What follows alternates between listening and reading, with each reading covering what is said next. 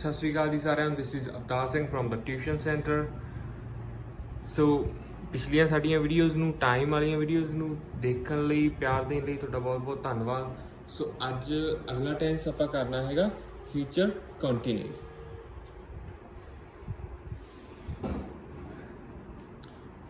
Future continuous ਦੇ ਵਿੱਚ ਕੀ ਆ,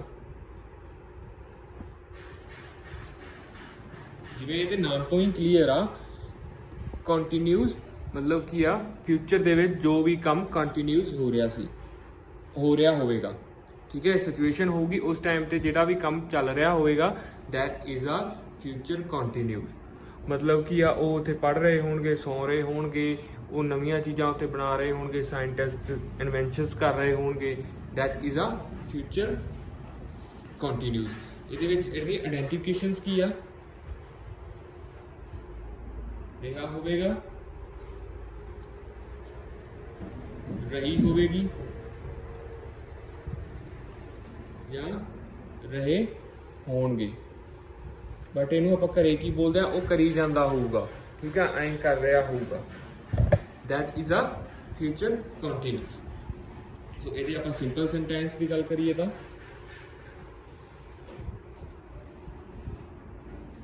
ਉਹਦੇ ਲਈ ਕੀ ਹੋਊਗਾ, ਸਬਜੈਕਟ, ਇੱਥੇ ਹੈਲਪਿੰਗ ਵਰਬ ਲੱਗਣੇ ਆ, ਵੈਲ ਜਾਂ ਸ਼ੈਲ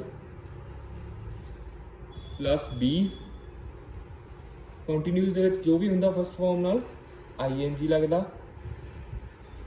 ਤੇ ਆਬਜੈਕਟ।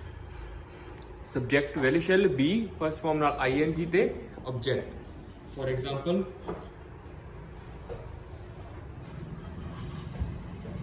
ਸਾਇੰਸਦਾਨ ਨਵੀਆਂ ਕਾਢਾਂ ਕੱਢ ਰਹੇ ਹੋਣਗੇ। ਸਾਇੰਟਿਸਟ ਆ ਗਿਆ, ਸਾਇੰਟਿਸਟ ਨਾਲ will be discovering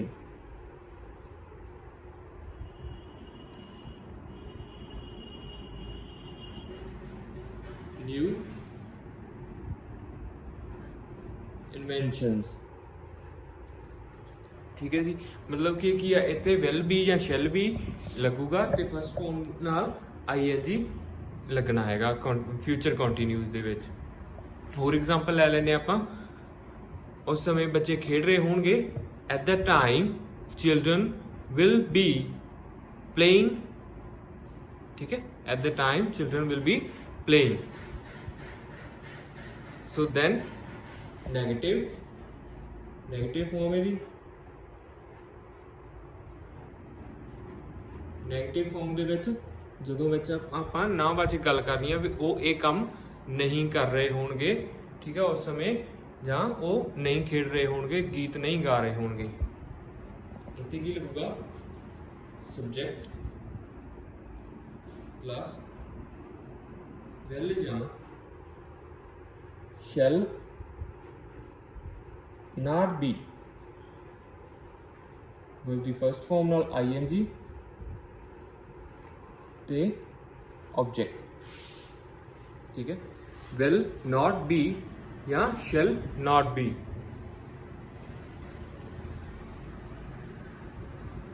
ਅਧਿਆਪਕ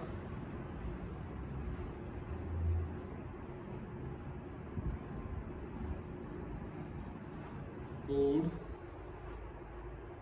ਸਾਫ਼ ਕਰ ਰਿਹਾ ਹੋਵੇਗਾ।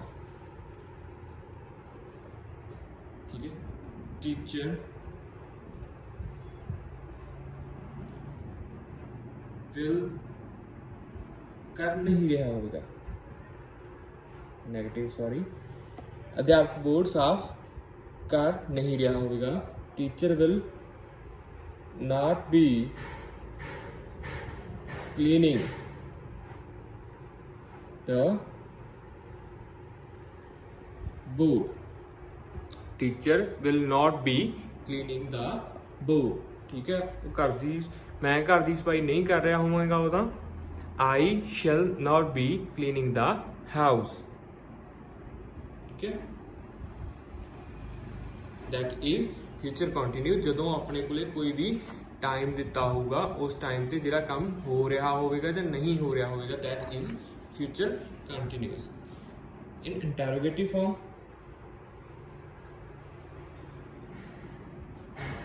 ਜਦੋਂ ਆਪਾਂ ਕਿਸੇ ਨੂੰ ਕੁਐਸਚਨ ਪੁੱਟ ਕਰਨਾ ਫਿਊਚਰ ਕੰਟੀਨਿਊਸ ਦੇ ਰਿਲੇਟਡ, ਕੀ ਤੁਸੀਂ ਇਹ ਕੰਮ ਕਰ ਰਹੇ ਹੋਵੋਗੇ, ਕੀ ਸਰਕਾਰਾਂ ਦੇਸ਼ ਦੀ ਤਰੱਕੀ ਲਈ ਸੋਚ ਰਹੀਆਂ ਹੋਣਗੀਆਂ, ਦੈਟ ਇਜ਼ ਫਿਊਚਰ ਕੰਟੀਨਿਊਸ। ਇਹਦੇ ਵਿੱਚ ਕੀ ਆ, ਜੋ ਵੀ ਆਪਣੇ ਕੋਲੇ ਹੈਲਪਿੰਗ ਵਰਬਸ ਹੁੰਦੇ ਆ ਉਹ ਅੱਗੇ ਆ ਜਾਂਦੇ ਆ, ਵੈਲ ਜਾਂ ਸ਼ੈਲ ਅੱਗੇ ਆ ਗਿਆ, ਪਲੱਸ ਸਬਜੈਕਟ ਬੀ ਉੱਥੇ ਰਹੂਗਾ ਆਪਣੀ ਸਿਚੁਏਸ਼ਨ ਜਗ੍ਹਾ ਤੇ, ਪਲੇਸ ਤੇ, ਫਸਟ ਫਾਰਮ ਨਾਲ ING ਤੇ ਆਬਜੈਕਟ ਤੇ ਕੁਐਸਚਨ ਮਾਰਕ। ਠੀਕ ਹੈ, ਫॉर एग्जांपल ਜਦ ਆਪਾਂ ਸੈਂਟੈਂਸ ਬੋਲਿਆ ਸੀ ਕਿ ਉਹ ਲੋਕਾਂ ਦੀ ਭਲਾਈ ਲਈ ਸੋਚ ਰਹੇ ਹੋਣਗੇ,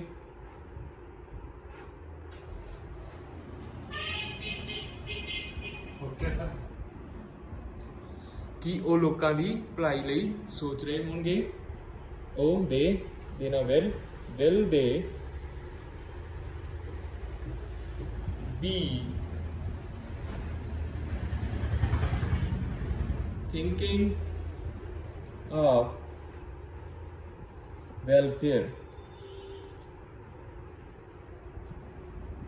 ਠੀਕ ਹੈ, ਕਿ ਉਹ ਲੋਕਾਂ ਦੀ ਭਲਾਈ ਲਈ ਸੋਚ ਰਹੇ ਹੋਣਗੇ, ਕਿ ਉਹ will they be thinking of welfare, ਕਿ ਉਸ ਲੋਕਾਂ ਨੂੰ ਸਹੂਲਤਾਂ ਦੇ ਰਹੇ ਹੋਣਗੇ, will they be providing facilities to the people, ਕਿ ਉਹ ਚੰਗਾ ਲਿਖ ਰਿਹਾ ਹੋਵੇਗਾ, will he be writing well। ਸੋ ਇਹ ਕੀ ਆ, ਫਿਊਚਰ ਕੰਟੀਨਿਊਸ ਦੀਆਂ ਐਗਜ਼ਾਮਪਲਸ ਆ। ਸੋ ਜੋ ਆਪਾਂ ਕੀਤਾ ਇੱਥੋਂ ਤੱਕ, that's it for future continuous. So ਇਹਦੀਆਂ ਵੱਧ ਤੋਂ ਵੱਧ ਇਹਦਾ ਪ੍ਰੈਕਟਿਸ ਕਰਨਾ ਤੁਸੀਂ ਘਰੇ, ਠੀਕ ਹੈ, ਜਦੋਂ ਵੀ ਫ੍ਰੀ ਹੁੰਦੇ ਹੋ ਇਹਨੂੰ ਟਰਾਈ ਕਰਕੇ ਦੇਖਣਾ, ਜਿੰਨੇ ਵੀ ਆਪਾਂ ਟੈਂਸਸ ਕੀਤੇ ਆ, ਤਾਂ ਕਿ ਤੁਸੀਂ ਕੰਫਰਟੇਬਲ ਹੋ ਸਕੋ ਟੈਂਸਸ ਨਾਲ। ਜੇ ਤੁਹਾਨੂੰ ਫਿਰ ਵੀ ਪ੍ਰੋਬਲਮਸ ਆ ਰਹੀਆਂ, then you can DM us, message us, comment ਕਰ ਸਕਦੇ ਹੋ ਤੁਸੀਂ। ਸੋ ਆਈ ਹੋਪ ਕਿ ਤੁਹਾਨੂੰ ਇਹ ਸਾਰੀਆਂ ਵੀਡੀਓ ਚੰਗੀਆਂ ਲੱਗ ਰਹੀਆਂ, ਸਮਝ ਆ ਰਹੀਆਂ, ਤਾਂ ਤੁਸੀਂ ਅੱਗੇ ਸ਼ੇਅਰ ਕਰ ਰਹੇ ਹੋ। Thank you.